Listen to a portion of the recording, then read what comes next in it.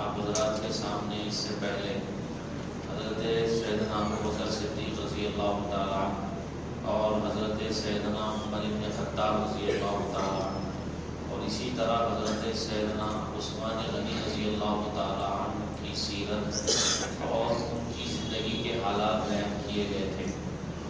حضرت سیدنا ابوبکر صدیق رضی اللہ تعالیٰ عنہ مسلمانوں کے پہلے خلیفہ ہیں۔ حضرت سیدنا عمر بن خطاب رضی اللہ تعالیٰ عنہ یہ مسلمانوں کے دوسرے خلیفہ ہیں، اور حضرت سیدنا عثمان غنی رضی اللہ تعالیٰ عنہ یہ مسلمانوں کے تیسرے خلیفہ ہیں۔ حضرت سیدنا علی رضی اللہ تعالیٰ عنہ یہ مسلمانوں کے چوتھے خلیفہ راشد ہیں۔ یہ چوتھے خلیفہ راشد ہیں، یہ نبی رحمت صلی اللہ علیہ وسلم کے چچا زاد بھائی بھی ہیں، اور نبی رحمت صلی اللہ علیہ وسلم کے داماد بھی ہیں، اور نبی رحمت صلی اللہ علیہ وسلم نے ان کی خود پرورش کی ہے اور ان کی تربیت کی ہے، اور بیٹے کی طرح حضرت سیدنا علی رضی اللہ تعالیٰ عنہ کو نبی رحمت صلی اللہ علیہ وسلم نے پالا ہے، ان کی پرورش کی ہے اور ان کی تربیت کی ہے۔ اس کے بعد اپنی چھوٹی اور چہیتی صاحبزادی حضرت فاطمہ الزہرا رضی اللہ تعالیٰ عنہ سے حضرت علی رضی اللہ تعالیٰ عنہ کا نکاح نبی رحمت صلی اللہ علیہ وسلم نے فرمایا ہے۔ تو آپ کے چچا زاد بھائی بھی ہیں اور آپ کے تربیت یافتہ بھی ہیں، اور آپ کی پرورش میں انہوں نے زندگی گزاری ہے، اور آپ کے داماد ہونے کا ان کو شرف بھی حاصل ہے۔ ان کے بڑے فضائل ہیں، ان کی فضیلت میں، ان کے فضائل میں بہت سی حدیثیں ہیں، شاید ہی کسی صحابی کے بارے میں اتنی فضیلت پر مشتمل احادیث ہوں جتنی احادیث حضرت سیدنا علی رضی اللہ تعالیٰ عنہ کے سلسلے میں ہیں۔ نبی رحمت صلی اللہ علیہ وسلم نے ان کے بڑے فضائل بیان فرمائے ہیں۔ نبی رحمت صلی اللہ علیہ وسلم نے ان کا مقام و مرتبہ لوگوں کے سامنے رکھا ہے۔ تو نبی رحمت صلی اللہ علیہ وسلم نے ایک موقع پر حضرت سیدنا علی رضی اللہ تعالیٰ عنہ کو دعا دی، اور دعا دیتے ہوئے آپ نے ارشاد فرمایا اللہم ثبت لسانہ واہدی قلبہ، اللہم ثبت لسانہ واہدی قلبہ، اے اللہ ان کی زبان کو ثابت رکھیے اور ان کے دل کو ہدایت سے منور کر دیجیے۔ یہ نبی رحمت صلی اللہ علیہ وسلم نے حضرت علی رضی اللہ تعالیٰ عنہ کے حق میں دعا فرمائے، اے اللہ ان کی زبان کو ثابت رکھیے اور ان کے قلب کو، ان کے دل کو ہدایت سے منور کر دیجیے اور روشن کر دیجیے، یہ دعا فرمائے۔ اسی طرح آپ نے ایک موقع پر دعا فرمائی اللہم من کنت مولاہ فعلی مولا، اے اللہ میں جس کا محبوب اور دوست علی اس کے محبوب اور دوست، میں جس کا محبوب اور دوست علی اس کے محبوب اور دوست۔ اس کے بعد میں آپ نے ارشاد فرمایا اللہم والی من والاہ وعادی من عاداہ، اے اللہ علی سے جو محبت کرے آپ ان سے محبت کیجئے، علی سے جو دشمنی کرے آپ ان سے دشمنی کیجئے، علی سے محبت کرنے والوں سے آپ محبت کیجئے، علی سے دشمنی کرنے والوں سے آپ دشمنی کیجئے۔ یہ نبی رحمت صلی اللہ علیہ وسلم نے ان کے حق میں دعا فرمائے۔ اسی طرح ایک موقع پر حضرت سیدنا علی رضی اللہ تعالیٰ ارشاد فرماتے ہیں کہ نبی رحمت صلی اللہ علیہ وسلم نے خصوصیت کے ساتھ میرے بارے میں یہ بات ارشاد فرمائی لا یحبنی الا مؤمن ولا یبغضنی الا منافق، مجھ سے محبت صرف ایمان والا کرے گا اور مجھ سے دشمنی منافق رکھے گا، مجھ سے ایمان والا محبت کرے گا اور منافق مجھ سے دشمنی رکھے گا۔ یہ حضرت نبی رحمت صلی اللہ حضرت علی رضی اللہ تعالیٰ عنہ نے ارشاد فرمایا کہ نبی نے میرے بارے میں خصوصیت سے بات بیان فرمائی کہ مجھ سے محبت کرے گا تو صرف ایمان والا محبت کرے گا، اور مجھ سے منافق ہی بغض رکھے گا اور دشمنی رکھے گا۔ ان کے بڑے فضائل نبی رحمت صلی اللہ علیہ وسلم نے بیان فرمائے۔ ایک موقع پہ حضرت سیدنا حسن رضی اللہ تعالیٰ اور حضرت سیدنا حسین رضی اللہ تعالیٰ دونوں کا ہاتھ نبی رحمت صلی اللہ علیہ وسلم نے پکڑا، اور پکڑ کے آپ نے ارشاد فرمایا کہ جو ان دونوں سے محبت کرے اور جو مجھ سے محبت کرے اور ان دونوں سے محبت کرے، ان دونوں کے ابا سے محبت کرے اور ان دونوں کی امی سے محبت کرے، وہ کل قیامت کے دن میرے ساتھ ہوگا۔ جو مجھ سے محبت کرے، جو ان دونوں سے محبت کرے، جو ان دونوں کے ابا سے محبت کرے، ان دونوں کی امی سے محبت کرے، وہ کل قیامت کے دن میرے ساتھ ہوگا۔ یہ نبی رحمت صلی اللہ علیہ وسلم نے ان کے بارے میں فضیلت بیان فرمائے۔ اسی طرح بڑے فضائل حضرت سیدنا علی رضی اللہ تعالیٰ عنہ کے احادیث کی کتابوں میں ملتے ہیں۔ ایک مرتبہ نبی رحمت صلی اللہ علیہ وسلم کی خدمت میں ایک بھنا ہوا پرندہ لایا گیا، وہ بھنا ہوا پرندہ آپ کی خدمت خدمت میں لایا گیا، آپ نے دعا فرمائی اور دعا یہ فرمائی کہ اے اللہ آپ کی مخلوق میں جو آپ کو محبوب اور پسندیدہ ہو اس بندے کو بھیج دیجئے تاکہ میں اس کے ساتھ اس پرندے کا بھنا ہوا گوشت کھاؤں۔ آپ نے دعا فرمائی کہ اللہ آپ کی مخلوق میں جو آپ کو محبوب ہے، آپ کی مخلوق میں جو آپ کو پسندیدہ ہے اس کو بھیج دیجئے تاکہ میں اس کے ساتھ میں یہ بھنا ہوا پرندہ کھاؤں۔ اتنے میں لوگوں نے دیکھا حضرت سیدنا علی رضی اللہ تعالیٰ تشریف لائے اور نبی رحمت صلی اللہ علیہ وسلم نے حضرت علی رضی اللہ تعالیٰ عنہ کے ساتھ مل کر اس پرندے کا گوشت کھایا۔ اسی طرح ایک موقع پر غزوہ خیبر کے موقع پر یہودیوں کے بہت سے قلعے تھے جو انتہائی مضبوط تھے، اس میں انہوں نے غلہ اناج وغیرہ رکھ لیا تھا، ان قلعوں میں وہ محصور ہو گئے تھے تو ان قلعوں کو فتح کرنا مشکل ہو رہا تھا۔ بہت سے قلعوں کو صحابہ کرام نے فتح کر لیا، ایک قلعہ تھا جو بہت ہی زیادہ مضبوط تھا، پوری کوشش کے باوجود وہ فتح نہیں ہو پا رہا تھا، تو اس موقع پر وہ قلعے کو فتح کرنا تھا اور وہ قلعہ فتح نہیں ہو رہا تھا۔ نبی رحمت صلی اللہ علیہ وسلم نے ارشاد فرمایا کل میں جھنڈا ایسے شخص کے ہاتھ میں دوں گا جو اللہ سے محبت کرتا ہوگا اور اللہ کے رسول سے محبت کرتا ہوگا اور اللہ اس کا رسول اس سے محبت کرتا ہوگا، وہ اللہ اس کے رسول سے محبت کرنے والا ہوگا، اللہ اس کا رسول اس سے محبت کرنے والا ہوگا۔ اب کل صحابہ کرام جلدی سے تشریف لائے، ہر ایک کی خواہش یہ تھی، ہر ایک کی تمنا یہ تھی، ہر ایک کی آرزو یہ تھی کہ وہ جھنڈا مجھے دیا جائے، یہ شرف مجھے ملے، یہ اعزاز مجھے ملے۔ صحابہ کہتے ہیں ہر ایک کے دل میں تمنا تھی کہ یہ شرف مجھے ملے، یہ اعزاز مجھے ملے۔ اتنے میں نبی رحمت صلی اللہ علیہ وسلم نے مجمع میں دیکھا اور ارشاد فرمایا علی ابن ابی طالب کہاں ہے؟ تو صحابہ کرام نے ارشاد فرمایا کہ اللہ کے نبی علی ابن ابی طالب کی آنکھوں میں درد ہے جس کی وجہ سے وہ نہیں آ سکے۔ اللہ کے نبی نے ارشاد فرمایا کہ بھائی ان کو بلاؤ۔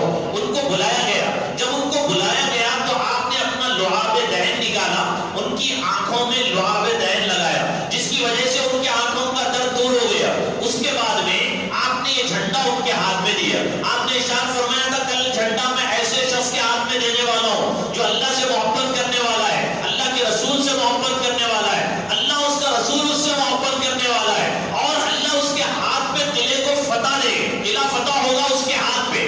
نبی رحمت صلی اللہ علیہ وسلم نے پیشن گوئی یہ نہیں تھی، حضرت علی کو جھنڈا دیا نبی رحمت صلی اللہ علیہ وسلم نے، اس کا مطلب لشکر کی قیادت ان کے حوالے کی، لشکر کی قیادت ان کے حوالے کی اور ان کے ہاتھوں اللہ رب العزت نے قلعے کو فتح کروایا اور قلعہ فتح ہوا۔ تو یہ حضرت سیدنا حضرت علی رضی اللہ تعالیٰ عنہ کی فضیلت ہے۔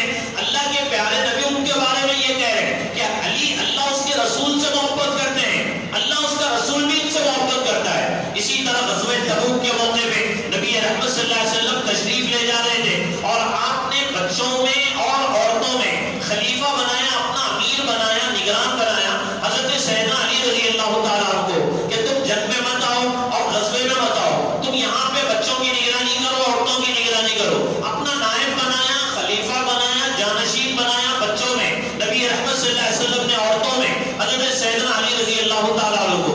حضرت علی کہنے لگے کہ اللہ کے نبی آپ مجھے بچوں کا امیر بنا رہے، بچوں کا نگران بنا رہے، بچوں پہ نائب اور خلیفہ بنا رہے، عورتوں پہ نائب اور خلیفہ بنا رہے۔ تو نبی رحمت صلی اللہ علیہ وسلم نے ارشاد فرمایا الا ترضى ان تكون مني بمنزلة هارون من موسى، کہ علی کیا تم اس بات پہ راضی نہیں ہو کہ تم کو مجھ سے وہ نسبت ہے جو ہارون کو موسیٰ علیہ السلام سے دی، ہارون علیہ السلام کو موسیٰ علیہ السلام سے جو نسبت تھی تم کو مجھ سے وہ نسبت ہے، کیا تم اس پہ راضی نہیں ہو؟ یہ نبی رحمت صلی اللہ علیہ وسلم نے بیان فرمایا۔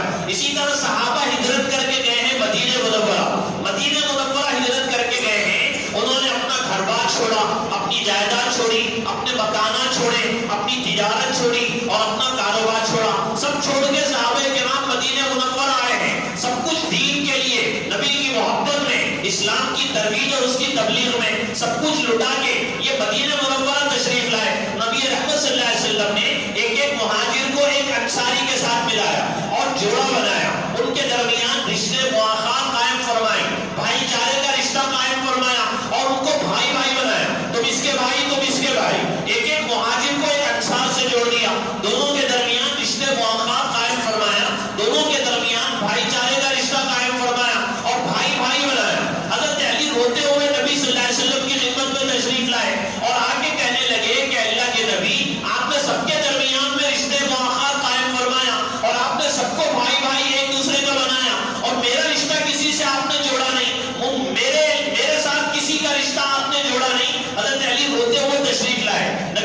صلی اللہ علیہ وسلم نے ارشاد فرمایا انت اخی فی الدنیا والآخرہ، تم میرے بھائی ہو دنیا میں بھی اور تم میرے بھائی ہو آخرت میں بھی، تم میرے بھائی ہو دنیا میں بھی، تم میرے بھائی ہو آخرت میں بھی۔ اسی طرح ایک صحابیہ یہ کہتی ہے نبی رحمت صلی اللہ علیہ وسلم نے ایک لشکر کو بھیجا، اس لشکر میں حضرت سیدنا علی رضی اللہ تعالیٰ عنہ بھی تھے، حضرت علی رضی اللہ تعالیٰ عنہ بھی اس لشکر میں تھے۔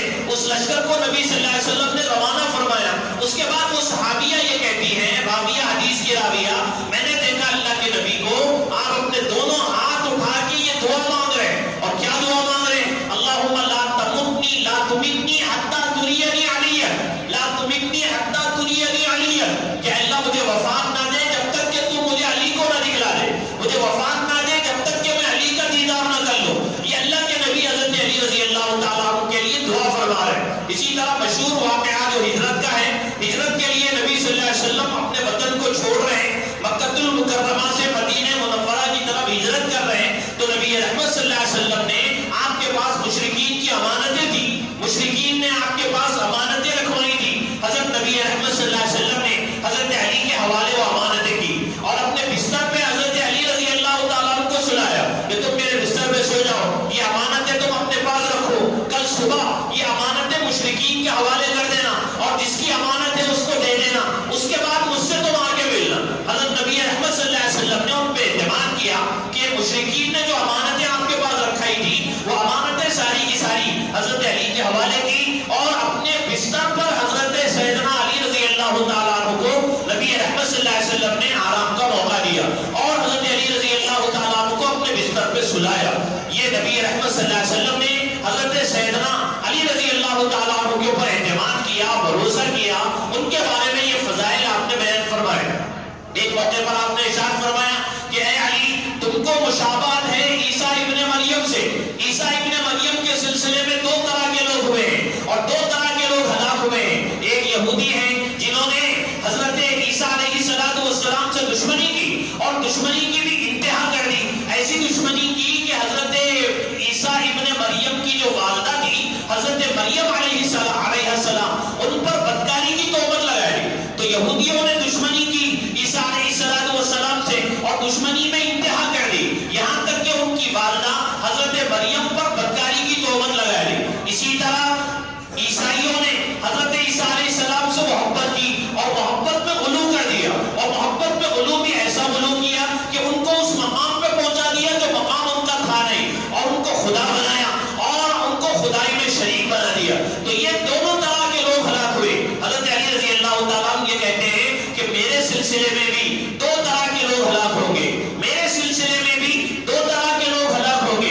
ایک میری محبت میں غلو کرنے والا کہ میری تعریف میں ایسی ایسی باتیں کرے گا جو مجھ میں ہے نہیں۔ دوسرا میری دشمنی میں غلو کرنے والا، اس کو میری دشمنی اس بات پہ ابھارے گی کہ وہ میرے اوپر تہمت لگائے گا۔ تو حضرت علی کہتے ہیں میرے سلسلے میں دو طرح کے لوگ ہلاک ہوں گے، میری محبت میں غلو کرنے والا، میری دشمنی میں غلو کرنے والا۔ خوارج نے حضرت علی کی محبت میں غلو کیا، خوارج نے حضرت علی کی دشمنی میں غلو کیا، تو ایسا غلو کیا کہ ان کے ایمان کا انکار کرنے لگے۔ اور روافض کے ایک فرقے نے حضرت سیدنا علی رضی اللہ تعالیٰ عنہ کی محبت میں غلو کیا، تو محبت میں ایسا غلو کیا کہ ان کو خدا بنا دیا، ان کو خدا بنا دیا، اور ان سے مدد طلب کرنے لگے، ان کو مشکل کشا سمجھنے لگے، ان کو حاجت روا سمجھنے لگے، اور یا علی المدد کے نعرے لگانے لگے۔ اہل سنت میں سے کتنے ایسے ہیں بھولے والے اہل سنت جو شیعوں کے عقیدے سے متاثر ہو کے حضرت سیدنا علی رضی اللہ تعالیٰ عنہ کو حاجت روا سمجھتے ہیں، حضرت سیدنا علی رضی اللہ تعالیٰ عنہ کو مشکل کشا سمجھتے ہیں، حضرت سیدنا علی رضی اللہ تعالیٰ عنہ سے مدد طلب کرتے ہیں، اور یا علی المدد کے نعرے لگاتے ہیں۔ حالانکہ یہ اسلامی اہل سنت کا عقیدہ نہیں ہے، یہ اسلامی عقیدہ نہیں ہے، یہ نبی صلی اللہ علیہ وسلم کی تعلیم نہیں ہے۔ حضرت علی مشکل کشا نہیں ہے، حضرت علی حاجت روا نہیں ہے، ان کے اپنے فضائل ہیں، ان کے اپنے مناقب ہیں، ان کا اپنا مقام ہے، جو بھی ہے بڑے اونچے مقام پہ فائز ہے۔ اس کا مطلب یہ نہیں ہے کہ ان سے مدد طلب کی جائے، اس کا مطلب یہ نہیں ہے کہ یا علی المدد کا نعرہ لگایا جائے، اس کا مطلب یہ نہیں ہے اپنی ضروریات ان کے سامنے رکھی جائیں، اس کا مطلب یہ نہیں ہے کہ ان کو حاجت روا مشکل کشا سمجھا جائے۔ بالکل یہ غلط ہے۔ قرآن کریم کی آپ آیت دیکھیے سورہ فاتحہ کی، سورہ فاتحہ پڑھتے ہیں ہر نماز میں، ہر نماز کی ہر رکعت میں، اور اللہ تعالیٰ سے وعدہ کرتے ہیں ایاک نعبد و ایاک نستعین،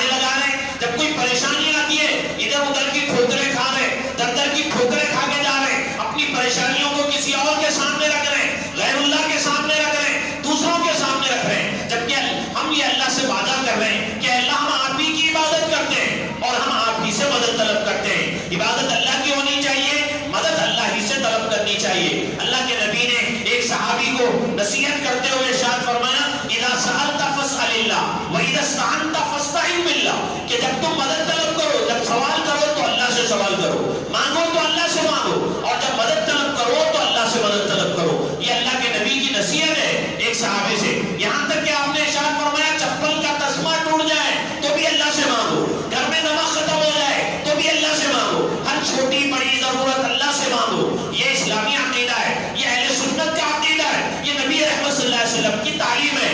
اولیاء کرام نے, بزرگان دین نے, انبیاء کرام نے, صحابہ کرام نے اپنے مسائل اللہ کے سامنے رکھے ہیں, اللہ سے مانگا ہے, مدد طلب کی ہے اللہ سے, اور اللہ سے مدد مانگی ہے. اپنے مسائل کو اللہ کے سامنے رکھا, اپنی پریشانیوں کو, اپنی مشکلات کو اللہ کے سامنے رکھا. حضرت یونس علیہ السلام مچھلی کے پیٹ میں ہیں اور دعا مانگ رہے ہیں لا الہ الا انت سبحانک انی کنت من الظالمین, کہ اللہ آپ کے علاوہ کوئی معبود نہیں, آپ کی ذات ہر عیب سے پاک ہے, قصور میرا ہے, قصوروار میں ہوں. مانگ رہے اللہ سے, مچھلی کے پیٹ میں اللہ سے مانگ رہے. حضرت ایوب علیہ السلام مصیبت میں ہیں, بیماری میں ہیں, پریشانی میں, دعا مانگ رہے ہیں کہ انی مسنی الضر وانت ارحم الراحمین, کہ اللہ مجھے تکلیف پہنچی ہے, آپ رحم کرنے والوں میں سب سے بڑے رحم کرنے والے ہیں, آپ مجھ پہ رحم کیجئے. حضرت ایوب علیہ السلام اللہ سے مانگ رہے ہیں. حضرت زکریا علیہ السلام اولاد مانگ رہے ہیں, اللہ سے مانگ رہے ہیں ربی حب لی من لدنک ذریۃ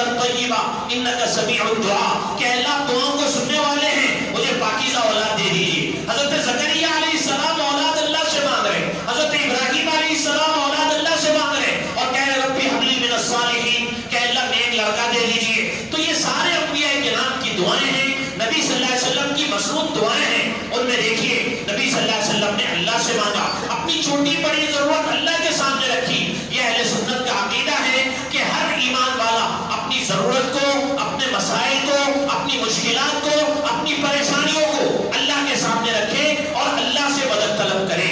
حضرت علی یہ کہتے ہیں میرے سلسلے میں دو طرح کے لوگ ہلاک ہوں گے, مجھ سے محبت میں غلو کرنے والا اور مجھ سے نفرت میں غلو کرنے والا. اللہ کے نبی نے ایک موقع پہ ارشاد فرمایا ان علی منی وانا منہ, میں علی سے ہوں اور علی مجھ سے ہے. یہ اللہ کے نبی نے حضرت سیدنا علی رضی اللہ تعالیٰ عنہ کے بارے میں یہ فضیلت بیان فرمائی. تو یہ بڑے فضائل کے حامل ہیں, چوتھے خلیفہ راشد ہیں, نبی صلی اللہ علیہ وسلم کے داماد ہیں. 3 دن کم 5 سال تک انہوں نے خلافت کی ہے, 3 دن کم 5 سال تک انہوں نے خلافت کی ہے اور ایک مثالی خلافت کی ہے. ان پر جا کے خلافت راشدہ ختم ہوتی ہے. حضرت سیدنا علی رضی اللہ تعالیٰ عنہ کے زمانے میں ایک عجیب واقعہ پیش آیا. ان کی ایک زرہ تھی, وہ زرہ چوری ہو گئی. ایک یہودی کے پاس انہوں نے دیکھا کہ ان کی زرہ ایک یہودی کے پاس ہے. انہوں نے اس یہودی سے کہا کہ بھئی یہ جو زرہ ہے یہ زرہ میری ہے. اس نے کہا کہ میری ہے, انہوں نے کہا میری ہے. اب یہ مقدمہ گیا قاضی شریح کی عدالت میں. حضرت سیدنا علی رضی اللہ تعالیٰ بادشاہ ہے, حضرت سیدنا علی رضی اللہ تعالیٰ امیر المؤمنین ہے, لیکن یہ اسلامی عدالت ہے. اسلامی عدالت امیر المؤمنین کو نہیں دیکھتی, بادشاہ کو نہیں دیکھتی, وہ تو انصاف کی عدالت ہوتی ہے, انصاف کی حکومت ہوتی ہے. حضرت علی رضی اللہ تعالیٰ مقدمہ لے جاتے ہیں, قاضی شریح کی عدالت میں مقدمہ پیش ہوتا ہے. حضرت علی کہتے ہیں یہودی کے پاس یہ جو زرہ ہے یہ زرہ میری ہے. قاضی شریح نے حضرت علی سے پوچھا کہ بھئی اسلامی عدالت کا طریقہ یہ ہے کہ جو مدعی ہوتا ہے اس سے گواہ لیے جاتے ہیں, آپ گواہ پیش کیجئے اس بات پہ کہ یہ جو زرہ ہے یہ آپ کی ہے. حضرت سیدنا علی رضی اللہ تعالیٰ عنہ نے اپنے صاحبزادے کو پیش کیا, حضرت حسن کو پیش کیا, پھر اس کے بعد میں اپنے غلام کو پیش کیا. قاضی شریح نے دونوں کی عدالت کو, دونوں کی گواہی کو مسترد کر دیا. یہ دونوں کی گواہی, غلام کی گواہی آقا کے حق میں, بیٹے کی گواہی باپ کے حق میں, یہ قبول نہیں ہے. انہوں نے یہ گواہی کو مسترد کر دیا. اس کے بعد میں انہوں نے فیصلہ کر دیا کہ یہ جو زرہ ہے یہ زرہ اس یہودی کی ہے. یہودی کے حق میں فیصلہ کر دیا. زرہ امیر المؤمنین کی ہے, زرہ بادشاہ کی ہے, حضرت سیدنا علی رضی اللہ تعالیٰ عنہ کی ہے, لیکن فیصلہ ہو رہا ہے کہ یہ زرہ ایک یہودی کی ہے. یہودی کے حق میں فیصلہ ہو گیا. اس کے بعد میں فیصلہ جب ہو گیا حضرت علی نے اس کو مان لیا, کوئی اعتراض نہیں کیا. قاضی شریح کو ڈانٹا نہیں, ان کو برا بھلا نہیں کہا, کوئی کسی قسم کا کوئی اعتراض نہیں. اب فیصلہ ہو گیا, اس فیصلے کو مان لیا. اس کے بعد جب اس یہودی نے دیکھا کہ بادشاہ ہوتے ہوئے ان کے خلاف میں فیصلہ ہو رہا ہے, اس کے باوجود اس فیصلے کو مان رہے ہیں, اس کا مطلب یہ ہے کہ ان کی اپنی جو شریعت ہے, ان کا اپنا جو مذہب ہے وہ سچا مذہب ہے. اس کے بعد اس نے کلمہ پڑھا, کلمہ پڑھ کے مسلمان ہو گئے, کلمہ پڑھ کے مسلمان ہو گئے. حضرت علی رضی اللہ تعالیٰ فجر کی نماز میں ان کا معمول تھا, لوگوں کو اٹھاتے ہوئے فجر کی نماز میں تشریف لے جاتے تھے, الصلاۃ الصلاۃ کا نعرہ لگاتے تھے, نماز کے لیے لوگوں کو بیدار کرتے تھے. یہاں پہلے سے دشمن منصوبے میں تھا حضرت علی رضی اللہ تعالیٰ کو شہید کرنے کے. ابن ملجم یہ حضرت علی رضی اللہ تعالیٰ کو شہید کرنے کے لیے ان کے راستے میں مسجد کو جانے کا جو راستہ تھا اس میں پہلے سے چھپ کے بیٹھا ہوا تھا. حضرت سیدنا علی رضی اللہ تعالیٰ لوگوں کو نماز کے لیے بیدار کرتے ہوئے اٹھاتے ہوئے تشریف لے جا رہے, الصلاۃ الصلاۃ کا نعرہ لگا رہے, یہ چھپ کے بیٹھا ہوا تھا.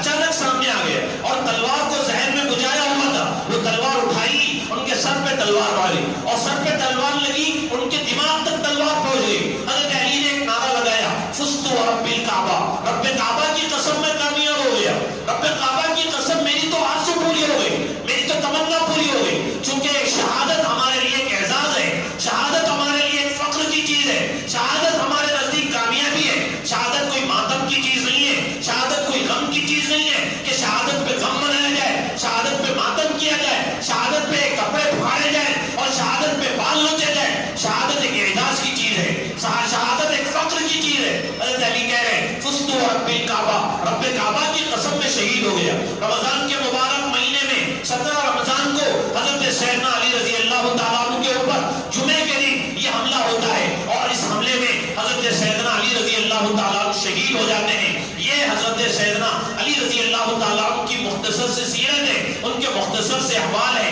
اس سیرت کو پڑھنا اور اس کو اپنانے کی کوشش کرنا, اپنے بچوں کو سنانا اور ان کے سامنے صحابہ کرام کی سیرت کو رکھنا اور سیرت کو صحابہ کرام کی بچوں کے سامنے سنانا, یہ ہماری ذمہ داری ہے. اللہ سے دعا ہے جو کچھ کہا گیا اس پر عمل کی توفیق نصیب فرمائے.